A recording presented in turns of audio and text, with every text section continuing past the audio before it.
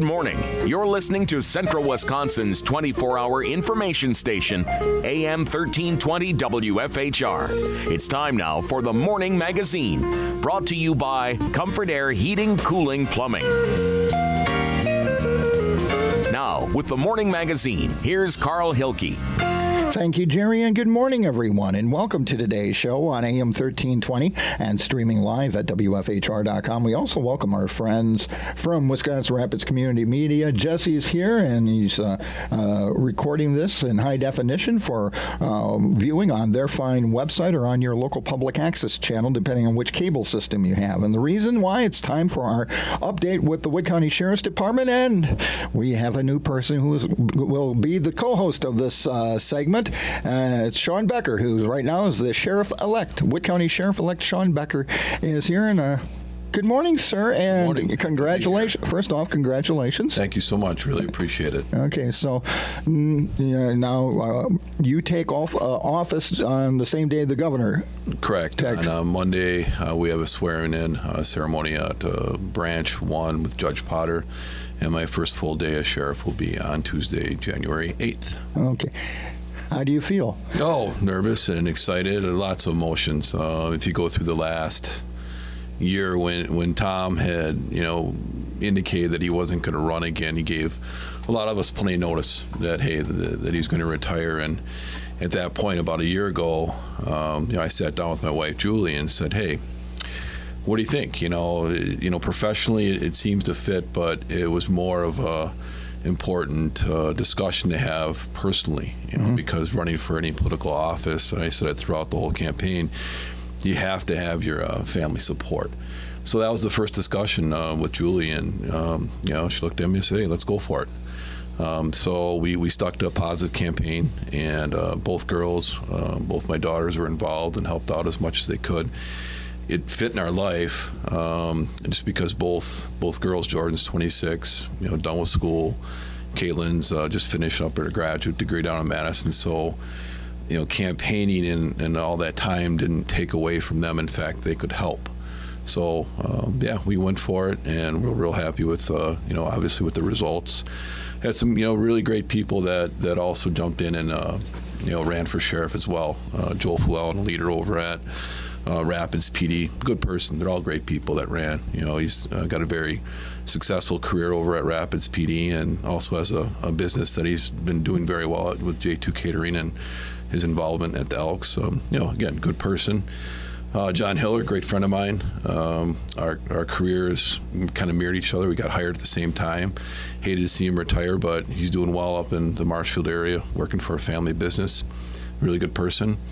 And then Ted Ashbeck, our jail captain. I know he's been on the show before. A lot of great ideas. I'm really looking forward to working with him and making some, positive changes. Working in the jail, making some. We've set a lot of things in motion already, but there's a lot of good ideas that we have back there, and I'm looking forward to doing that. And lastly, you have to thank the voters. We had a huge voter turnout in the sheriff's election, just in the general election. There was over 30,000 people that participated in voting.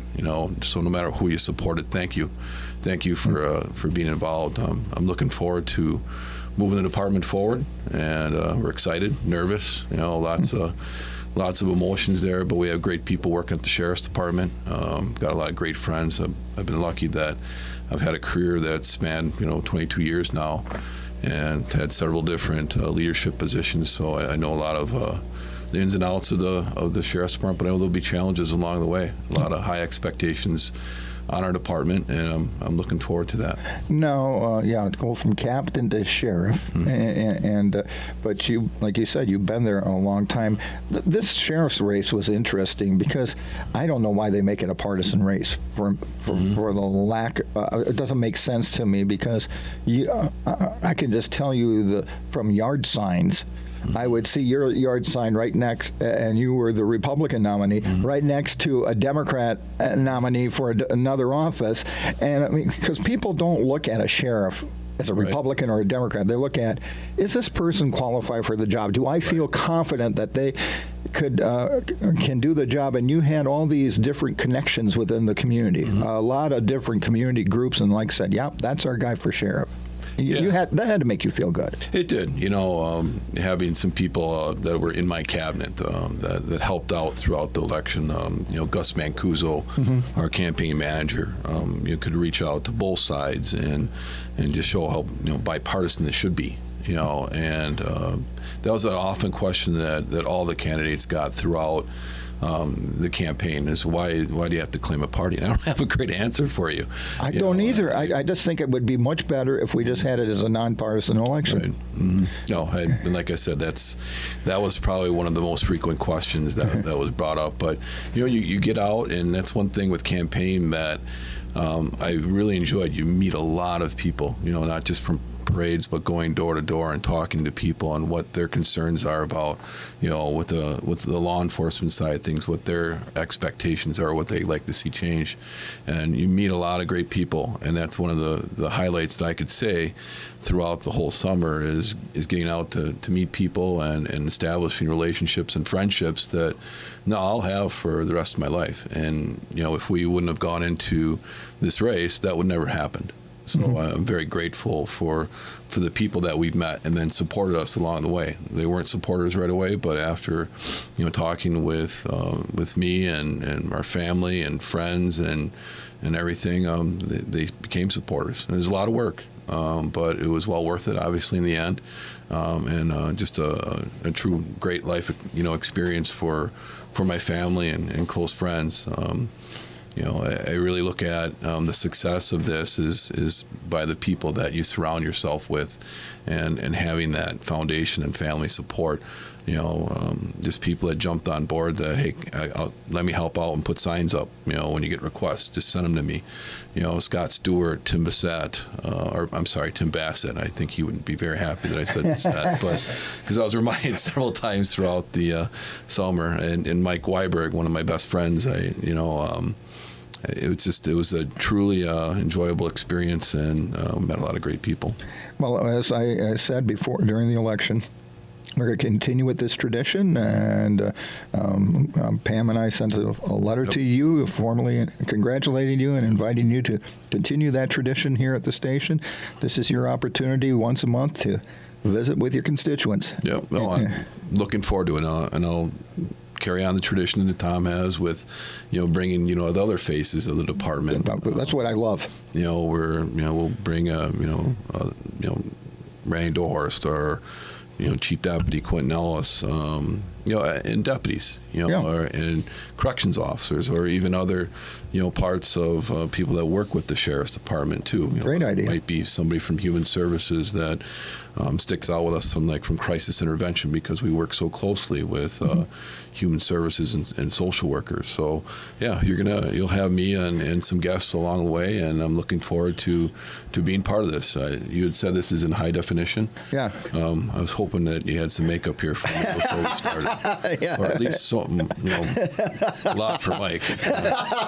Well, why don't you introduce your first guest, Great. sir? No, thank you. Mike Wiberg, a great friend of mine. When I started my career here, he was already working here as a part-time deputy, reserve deputy, and was a part of our rescue unit. He's been out with rescue well over 20 years, and we established a friendship way back when. And again, a great supporter of mine. And with the changes that have happened, recently with rescue, felt it important that that be a discussion today. And who should I bring along would be Mike. He's the president of our rescue unit. He's got the most experience with rescue.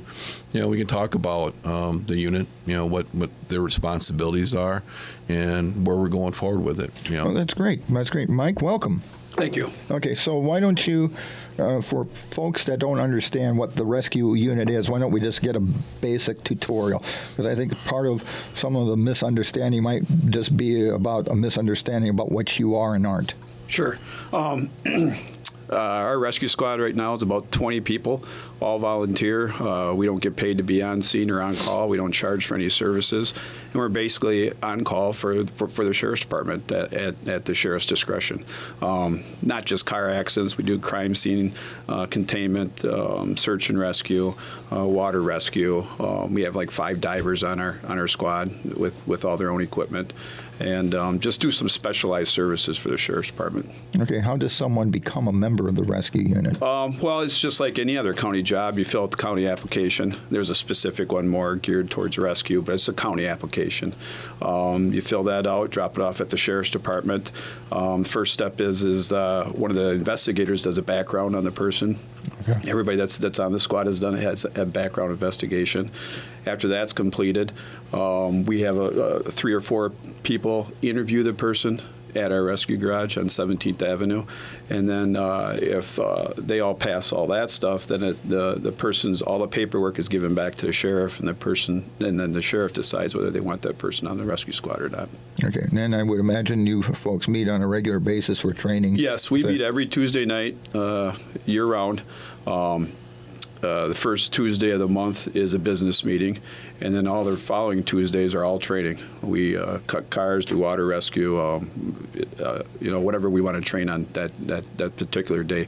We primarily focus on is vehicle extrication. We probably cut cars 2 to 3 times a month. Wow.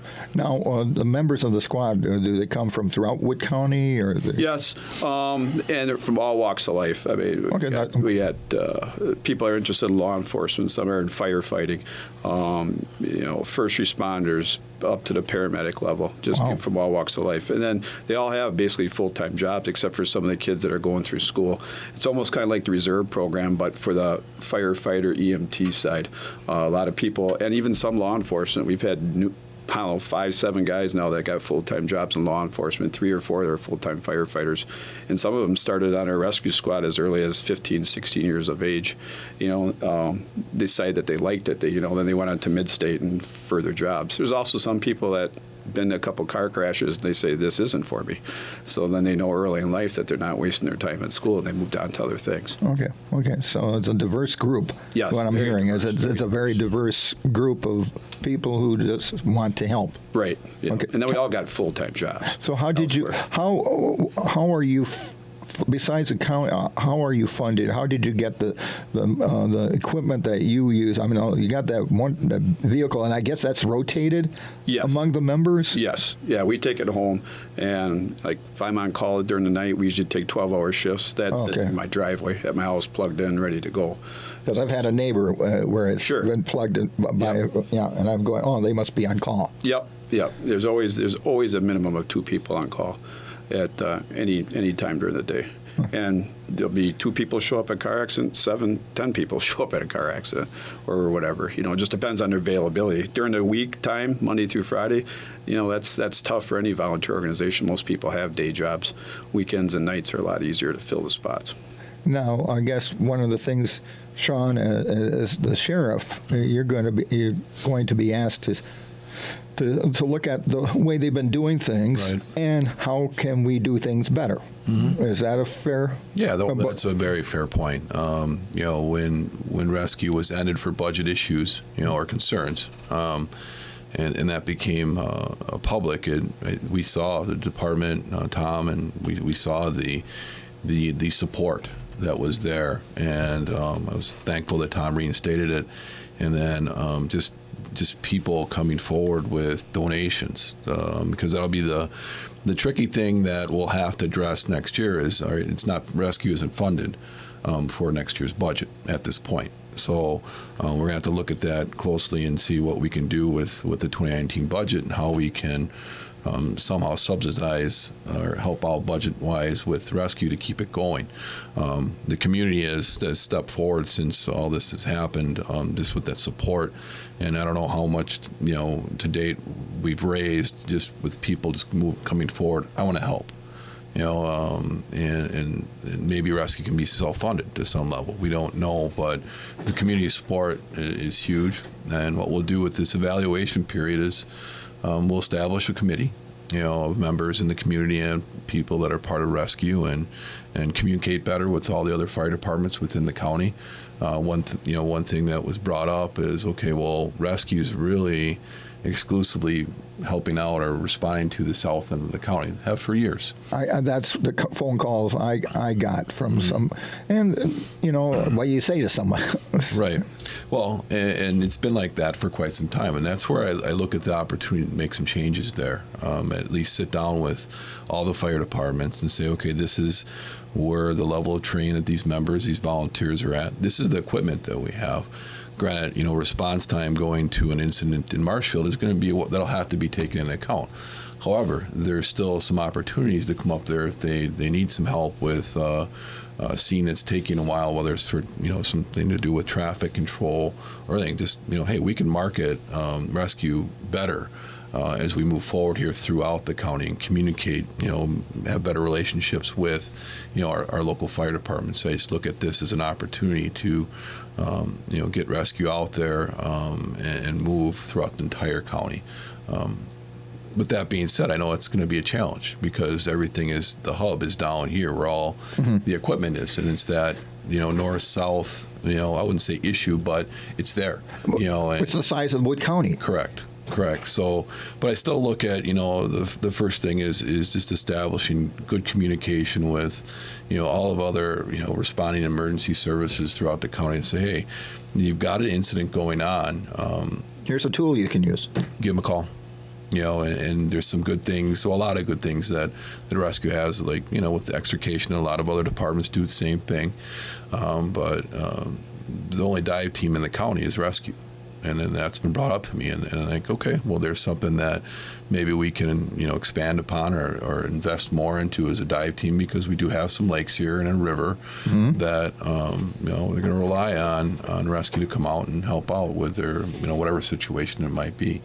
But I just look at big picture wise, it's a challenge that we can get through, and to me, it's an opportunity to make things better. Like you said, that's a very fair statement. Mike, your thoughts on that, and as we look at this and helping out more of the county. Right.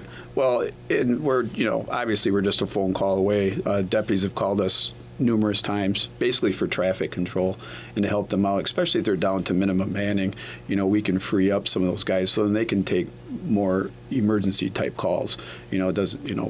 Tie up a deputy on a road for 2 hours while they're trying to pull a tractor out of the ditch or something, and then there's like a domestic call.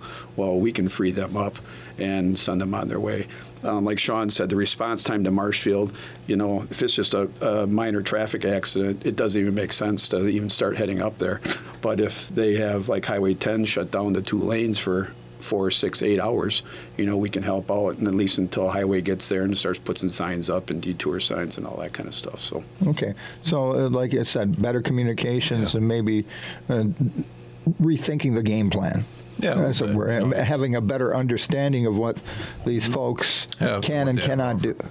Yeah, what they have to offer. I mean, they've been in part of the sheriff's department for a long, long time. I've got really great positive memories throughout my career. When I was a traffic reconstructionist and investigating a scene, you had to have that road shut down for hours, and we'll have rescue come out and help out, blocking the roads while we investigate the scenes, or they'll even help us with the investigation, taking measurements or something. There's a lot of things that rescue does that's good for our county. I just look at this as an opportunity to sit down with our fire chiefs and say, okay, this is what our members are trained at. This is the equipment that they have, and call them and utilize them when you need them. Yeah, it's when you listen to what was back and forth, it sounded to me like there was a misunderstanding about what rescue is and isn't. Yeah, it could be part of that. Yeah, sure. or just a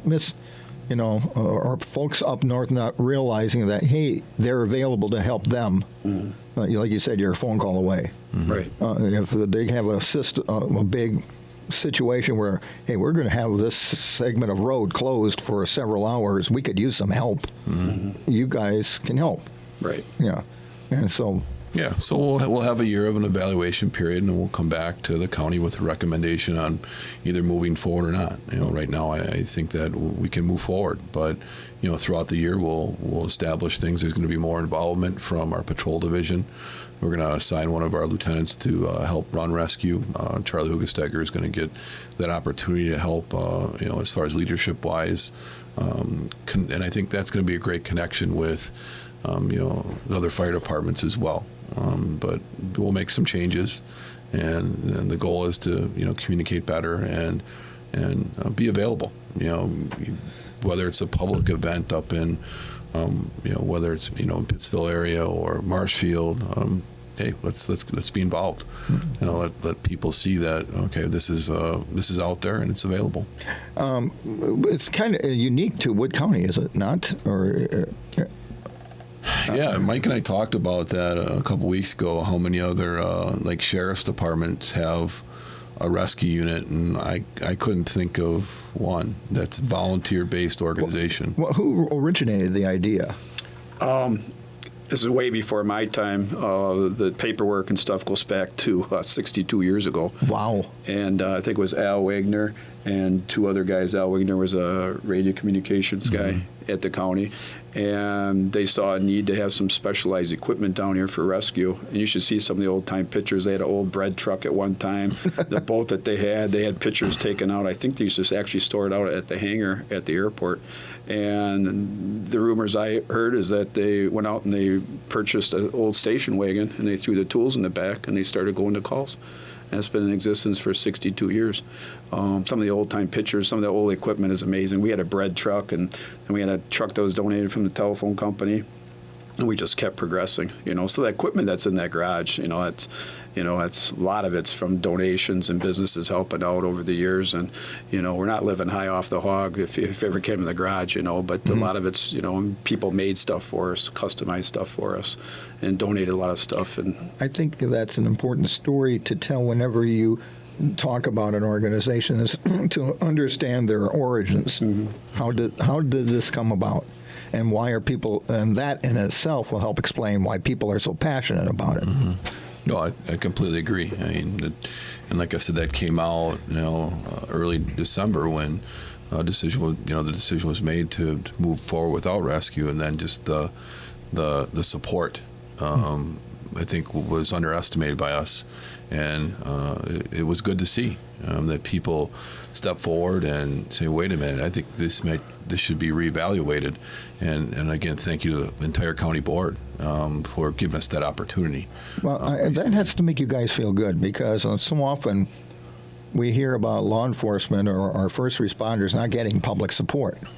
And here you got public support across the board. I mean, so that if nothing else, in terms of positive, what came out of this whole controversy, you found out that people know what you do or appreciate what you do.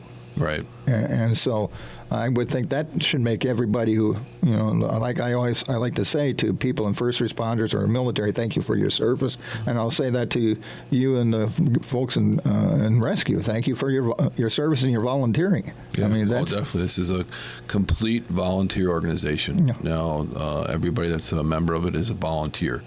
And they want to give back to the community, and that's great to see. And again, going back to the county board, thank every single one of them for, giving us the opportunity.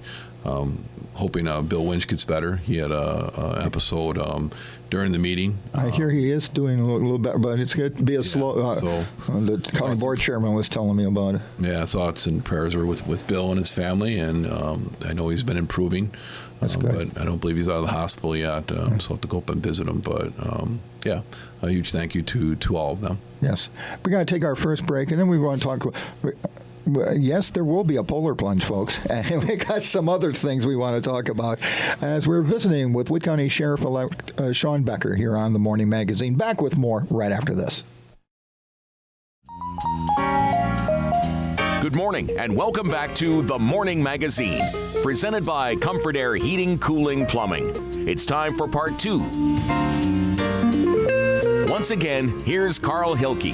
Thank you, Jerry, and welcome back, everybody, to today's show on AM 1320 and WFHR.com. And we also thank Jesse for being here from Wisconsin Rapids Community Media, recording this in high def for viewing on their fine website and also on your local public access channel, depending on which cable system you use. And Wood County Sheriff Shawn Becker is here. Wood County Sheriff-elect Shawn Becker is here. He will be formally taking his oath of office on Monday at 2 p.m. Correct. In Wood County Branch 1. Branch 1 with Judge Potter. And Judge Potter will be administering the oath of office, and we will be continuing. And today you brought along a friend of yours, and great friend Mike Wiberg, our rescue director.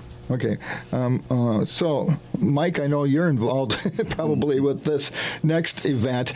It has become a lot of fun, and it raises a lot of money for a very good cause. It's the Wisconsin Rapids Polar Plunge. Yeah, the Sheriff's Department's had involvement with the plunge for a long time, just going back. I know then Sheriff Hoyer was participating, but the connection with law enforcement and Special Olympics is huge, and that goes across the world, not just in Wisconsin or the United States. It's recently I was at an event where there's a conference that was all law enforcement personnel that were supporting not only just the plunge but Special Olympics and all the events that we partner with. And the Polar Plunge is a big one, but a lot of other events have come up to Run with the Cops, Tip a Cop. Now that we have a Dunkin' Donuts in town, you'll see some involvement there where we partner with them and donations. Good sense of humor. Yep, hop on a rooftop. Yeah, we've got a few of those comments, but that's okay. I've heard it a couple times throughout my career. But the Polar Plunge, me personally, I've been participating well over 5 years, and it's just a that partnership and working. Once you get the opportunity to work with the athletes, it really comes together. Jumping in the cold water is really nothing. It's all about the interaction with the athletes, and that strong partnership with law enforcement is just huge. I tell people, if you get the opportunity to go to the summer games, the opening summer games in Point, go to it and just get that chance to hang out with athletes. It just brings things together. It's supporting those organizations, and I'm really proud that our department has taken that stance to be part of this. We've got a lot of people that getting into the plunge that have taken the plunge throughout the years. We've raised a lot of money. Our team throughout the years, since we've had our team jump, we're probably well over $20,000 that we've. That's a lot of money. Yeah, that we've got to Special Olympics, and it'll grow. We're going to do it again this year, and a huge shout out to the other folks at the department that take the plunge. All our lieutenants, Brian Peterson, Joe Zerflew, Charlie Hugesteger, Scott Sager, and then other deputies, Canadian Deputy Brandon Christensen, Justice Arndt, Kyle Pleat. I don't want to forget anybody, but we have a great team. Andy Simon, that we come together and support an awesome cause. And Rescue has a part of that. Every year, Rescue, they put divers in the water to assist anybody that might be having an issue or get people out of the water a little quicker. Usually, from experience, you're not in the water very long. Yeah. But you get in and out, and that's always that's important to have some people there to help out if some issue does happen. Yeah, because I would imagine if you have heart issues, I would imagine they would say probably show up to support, but don't do the plunge because it might be too much for your old ticker. But to have you guys there, just in case. Yeah, us along with Rapids ambulances there the last couple of years, and last year I think they did have to take a guy away. He started having chest pains. Yeah, some kind of chest pains or something like that after jumping in, but they're standing right there with us. We're in the water, they're outside with the ambulance sitting there, and try to make it as safe as possible for everybody. Now, when is the event this year? It'll be February 2nd out at Anchor Bay Bar and Grill.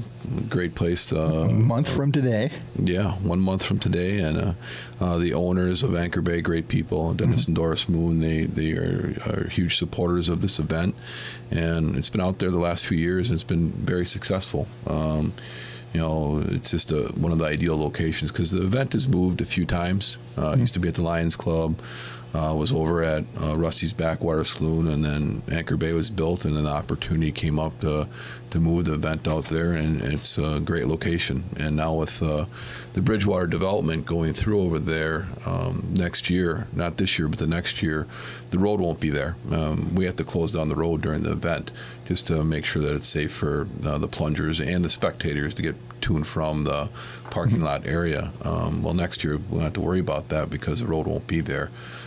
So we're looking forward to that, and it's again, outstanding event to support a great cause. My daughter used to work for Special Olympics, and so I got to get even more and more involved. She's been in the station for Run with the Cops. Yeah, yeah. Jordan did an outstanding job with Special Olympics, and I'll miss working with her on it, but we'll still keep moving forward and. We're looking forward to a great event again. If someone's going to the event, how are you handling parking? I mean, this is the thing. It brings so many. I don't know what the crowd estimate is, but I've heard some enormous numbers. I'm sure there's probably over 1,000 people that'll come in, during an event or close to that. That's where you establish the strong, working partnerships with your other local fire departments. Beer Fire Department, huge shout out to them. They come and take care of the traffic control. Deputies will shut down the road because we have the authority to do that. But then the parking, right. in that area, especially when you're taking that whole parking lot, and that's going to be for the event. Now you got to find a place for, places for other people to park. And the Wood County Highway Department helps us out with some plowing. We give them, advance notification, and then they'll plow a couple different areas so people can park there to the west of Anchor Bay, and then we have a private property owner that steps up and says, hey, I've got several acres here, and then we connect with a busing service, so when people are parking a little bit of ways, we've got them bussed back and forth. So since the event started out at Anchor Bay, it's gone really well because of those partnerships and that collaborative leadership. Okay, this is somebody can offer, and we've got a lot of people that, a lot of moving parts to make this event, be as successful as it is. And it's just, the Sheriff's Department is just that one little piece. Now, how do the teams sign up? Do they go to the Special Olympics website? Or? Yeah, you can do it online. That's probably the easiest way. If you want to, you can set a team up, or you can do it as an individual. There's several Polar Plunges throughout the winter months in Wisconsin. I've noticed that. So you got to pick the spot. Wisconsin Rapids is on there, and it's pretty easy to navigate. Okay. Sign up. Okay. There's a waiver on there that everybody has to agree to, just in case there is some health issues. Well, sure. You have plungers from probably 12 years old all the way up into their 70s. I love the costuming. Oh, yeah. The teams do. I mean, they have some fun doing it. Our costume is uniforms, but maybe we'll do some modification this year. We'll see. But it's a fun day. Yeah. And crazy Wisconsinites having fun in the cold and raising money for a cause. A great cause. Yeah. Just like I said, if you ever get the opportunity not only to attend this event, but the summer games is where you get to see the athletes. And we bike from Wisconsin Rapids PD all the way to the Holiday in Stevens Point just to get ready for the opening ceremonies, where you have cops coming from all, law enforcement officers coming from all different, areas, and then getting in at the hotel. We kind of take a little bit of a break after the bike ride. I'm pretty sore usually the next few days, but then after that we all go down to Coleman Field at UWSP and just absorb the opening ceremony. I've had a few of the Opportunity Development Centers. Some of their members have been, or employees have been part of that, and I had the chance to talk to some of them and the enthusiasm they have for their particular event or their sport that they're passionate about, and the way they support one another. That's something they teach us that we can learn from. You can be competitive, definitely, but you can also support one another. Exactly. You see that all the time, those stories where one Olympian will help another Olympian across the finish line. Right. Yeah. The last couple of years I got the opportunity just to be part of bringing the torch in, running a leg with an athlete, arm in arm, and are both holding on to the torch. It's exhilarating. It puts a lot of things in perspective in life. Yeah. And I'm just so grateful that that partnership with law enforcement is so strong, and it's just a great opportunity that we can, as law enforcement officers, give back. Now, February 2nd, from when to when is the event? So if folks want to jumping at noon, okay. And it'll go pretty quick. It usually ends probably around 1:30, okay. And it'll depend on how much. I think they have food and beverage available, and I think band available in the Anchor Bay. So it's a big celebration. Yeah, huge celebration. Like I said, you have so many different parts coming together to make sure this event goes smoothly and safely. You just got so much community support. Like I said, law enforcement just one of that small pieces of the puzzle. So we get to know a lot of good people. Mike, have you ever done the plunge? Yes, I have. I got involved when I was at Rusty's, and I jumped with Grand Rapids and Wood County actually, and then it moved to the Lions Club, and I jumped just 1 or 2 years. But then I got on the committee with Special Olympics, and now I'm more involved with the setting up and the water safety and shutting down the road, and just everybody on the committee has little jobs to do, and so I got 5, 6 things that I take care of, the garbage and all that, just getting sponsors to set that stuff up. But you just brought up something, and I often say this about events in the community. They don't just happen. People have volunteered to help plan for this, and I'm sure you start planning the next one right after months. Yeah. Months. You can see on this form. That's not even all the sponsorships. It's all kinds of people are out there helping. Yeah, and so this doesn't happen without that kind of community support, without people getting together and saying, okay, let's make this happen again. And probably there's people that sign up and say, count on me next year. Yeah. Well, there's the workers inside. It's you see some new faces and some that I've seen since it started. People have been the people are cooking hamburgers, serving drinks, selling the T-shirts, and it goes on and on. And Jordan Becker, I'm sure she's got a whole crew of people that help her out, and it's amazing. And this is important money. This is raising some serious cash for these Special Olympians. Yeah, and the money that we raise locally stays local. I'm glad you brought that up. That's when you make a donation, you can say, okay, do you want to go to the whole foundation, or do you want to stay local for your athletes locally? And that's where it sticks around here in Wisconsin and central Wisconsin, especially because we've got a lot of great athletes that live in the area that benefit from this event here. Yeah, I'm a golfer, and I've heard of some young gentleman in this area who's a Special Olympian who would wax my butt on the golf carts. I know what you're talking about. He hangs out at the ridges, and I've seen him there, and I'd love to get an opportunity to take some lessons from him. Yeah, that's what I was thinking. He could teach us. Yeah, we got to take one last break, and we'll be back with more here on the Morning Magazine.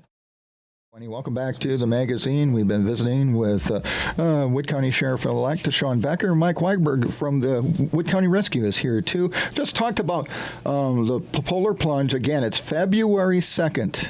So mark it down on your calendar. This is something that you do, or you're putting together a team. Now's the time to do so. Get involved. You got a month to do. Now, that leads into ice. And people are going out ice fishing and there's been a few, like in the Bay of Green Bay, there was a rescue where some guys from Illinois got caught and a chunk of ice broke away, and the Coast Guard and everybody. But we had a tragic incident up north of Wausau or somewhere. A gentleman went through a hole, and they found his ice bucket and his cell phone where he went. Talk about ice safety right now. People get it. I get it. Ice fishing enthusiasts are excited, but this winter's a tricky one when it comes to ice. Yeah, the weather's been so up and down, and just remember, and Mike can elaborate on this, but the ice conditions change, and they can change really fast, especially with the Wisconsin River. Make sure the ice is safe before you go out there. Talk to people. Find out if somebody's gone out and checked, or if we had some different weather patterns where it's real cold and it gets warm. Be aware of that. And there's so many ice depth of what a person can walk on, and then I think people sometimes take it for granted. They drive a car or a UTV and they go through. So it's just something to make sure before you step out there, make sure it's safe. Okay. Well, Mike, we'll talk a little bit about that. What's the ice right now? Like, for instance, where the Polar Plunge is going to happen, what's the ice right now over on the Beer and Flowage? Go ahead. Yeah, I'm not sure what the thickness is there. I was just at Lake Wazicha just like 2 days ago, and like west of the boat landing, there was up to 10 inches in some spots. But you go east, you go by 80th Street, it's open water. And so, obviously, the further east you go, the thinner it's getting. And I didn't see any cars out there. I saw a couple, UTVs or ATVs out there. But yeah, it's very, and with the river, it's always flowing. I'm not sure what it is like out in front of Anchor Bay yet, but I heard rumors it's probably 6-8 inches. Yeah, that's what we've been told. Yeah, and with this forecast that we have coming up, right, where it's going to be 42 on Saturday, like you said, it can change dramatically in just one day.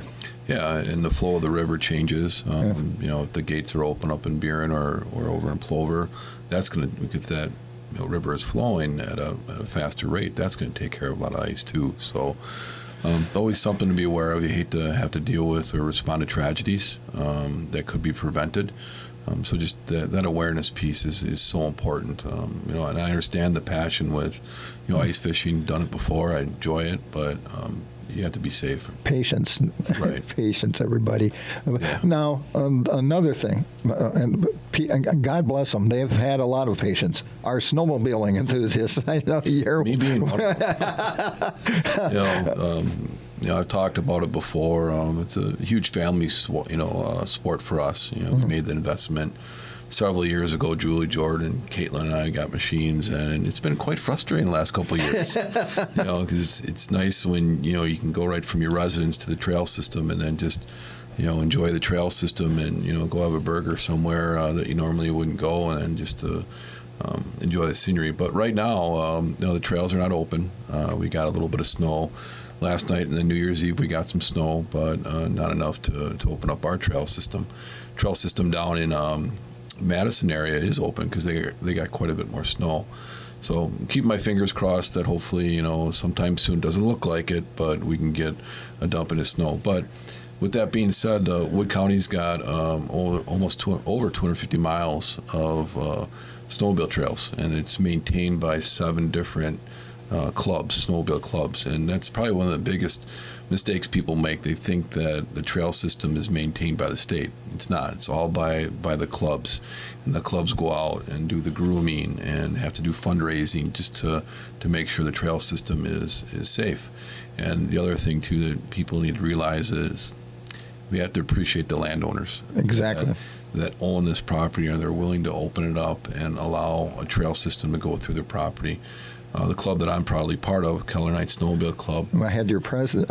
Dan Gook. Yeah. Great guy. I'm a board member, and he's a great leader, a great advocate, and supporter of snowmobiling. And I didn't know all the ins and outs of a club, or I was just under the assumption, hey, the state kind of maintains these trails. It's like, no, it's not. And if you look at the Keller Knights Snowmobile Club, there's a lot of landowners, a lot of them that are part of that trail system that we have to maintain, good communication with. And I always tell people probably the biggest issue that we have in the trail system is people, going off the trail, either cutting a corner. And what that jeopardizes, and it has, is that particular trail section getting closed. We've had a couple times where we've had to reroute our trail system because a property owner said, I've had too many issues going on with trespassing, and we're not going to allow the trail system to go through, our property, and then we have to find a reroute, and that's very hard on a club to do. So the trail system's maintained by our local clubs. We have 7 great clubs in our county that all work together. We meet once a month and just discuss some things that need to take place. It's, as I talked about with pretty much everything, communication.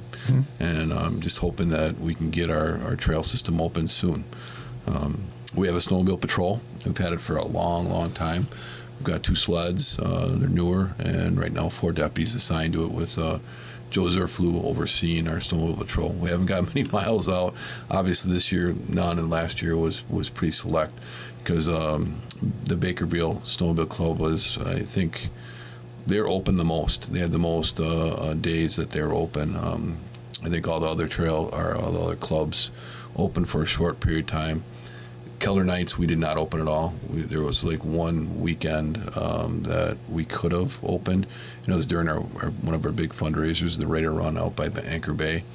And we just felt that, we don't want to jeopardize that relationship with our landowners there. And we decided not to open. Okay. So, real important. But hopefully we'll get some snow. And then what county you have a patrol? Yeah, we have snowmobile patrol that once the trail system's open, the deputies are allowed to go out and just do snowmobile patrol throughout the entire county. That's one thing, where I'm fortunate that being a Color Knights Club member and then, going to the Alliance meetings, having that communication piece, hey, are you having an issue anywhere within your trail system? Because we'll target patrol in that area. If you've got somebody that you have a landowner that's having an issue with trespassing, we'll get somebody out there to stay in that area and address the situation with a snowmobiler that might go off the trail. But that's probably our most popular complaint, and we deal with that. We're strict with that because it's so important to keep that trail system open. Okay, yeah. But respect, just be respectful. Mm-hmm. And everybody can enjoy the trail. Right. We've got, like I said, over 250 miles in our county to enjoy. And there's lots of places, lots of establishments you can stop at, and I just think it's a great opportunity. The recreational piece that we offer here once the trails are open. Yes. Well, hopefully for all of you, it will be opening soon. Hopefully. So you can. Weird last couple of years. We just haven't had the snow like we've had in the past. But Mike, is there something the public could do to help either spread the word about rescue, or what message would you have to the general public about Wood County Rescue? Well, I guess just that, we're just, a bunch of people, just a group of people trying, to help out our community. And like I said, we're all volunteers. Some of them are kids going to school, and the rest of them, there's people on my squad that's been on over 25 years. And, they're not doing this to make money. Matter of fact, I tell people, you're on the rescue long enough, it costs you money to be on our squad, and stuff. And so we're just trying to be out there to help the community, to help people out that are in need, and help somebody that, that can't help themselves.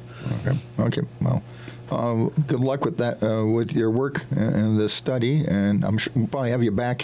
He'll probably have you back here at at some point. Yeah, that's a good possibility. But in the meantime, hopefully you and the ambulance folks from Rapids won't have any emergency issues with the Polar Plunge.